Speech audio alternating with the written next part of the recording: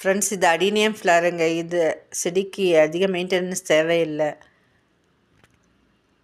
இது ஒரு variety dessert பிளான்ட்டுங்க. இதுக்கு கூட மெயின்டெனன்ஸ் தேவையில்லை. பூக்கள் ரொம்ப நாள் வரைக்கும் அப்படியே இருக்குங்க.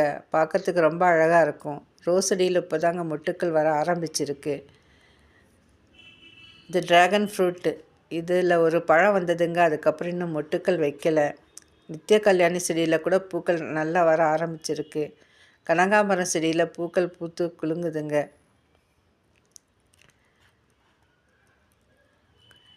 ரெட் ரோஸ் செடியிலையும் நிறைய பூக்கள் வர ஆரம்பிச்சிருக்கு.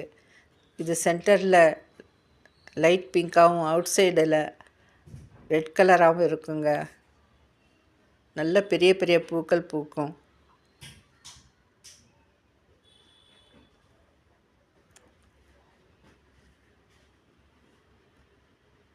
இது